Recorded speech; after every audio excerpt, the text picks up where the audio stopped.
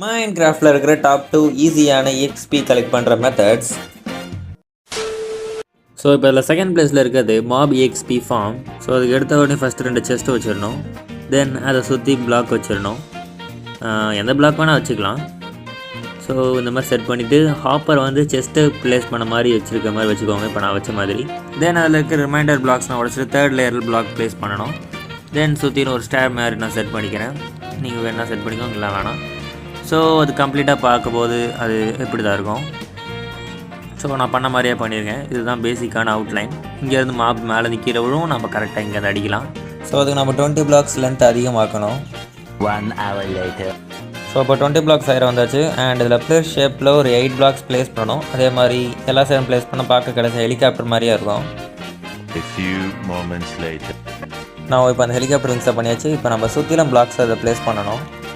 2000 years later. Okay, இப்போ பர்ஃபெக்டாக பண்ணியாச்சு. இப்போ நம்ம வந்து இது 4த்தையும் கனெக்ட் பண்ணணும். The next day.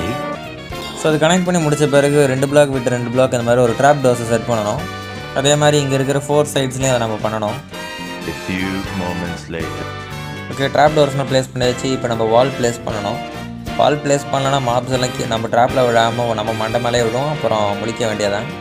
1 hour later. Okay, இப்போ சுற்றிலும் 2 பிளாக்ஸ் ஏரியாவில் நம்ம பிளாக்ஸ் நான் ப்ளேஸ் பண்ணியாச்சு. அண்ட் நைட் ஆனதுனால மாப்ஸ் நான் இப்போயே ஸ்பான் ஆக ஆரம்பிச்சிருச்சு. ஸோ நான் ஒரு விஷயத்தை மறந்துட்டு அதில் தண்ணியை ப்ளேஸ் பண்ணணும். அண்ட் 4 சைட்ஸும் தண்ணியை ப்ளேஸ் பண்ணிக்கலாம். ஸோ இப்போ வாட்டரை ப்ளேஸ் பண்ணதுனால இப்போ மாப்ஸ்னால் அந்த ஓட்டக்குள்ளே விழ இன்னும் கரெக்டாக எஜ்ஜில் நிற்கிது. இருங்க, எக்ஸ்ட்ரா தண்ணி கொஞ்சம் ஆட் பண்ணி பார்ப்போம்.